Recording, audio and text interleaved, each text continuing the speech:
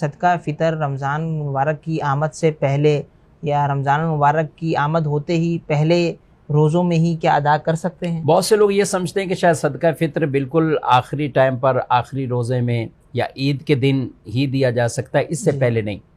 अगरचे बेहतर वक्त वही ईद का सुबह सादिक से, फिर जब आप ईद की नमाज के लिए जाते हैं तो गुरबा, फ़ुक़रा, मसाकिन आप उनको दें,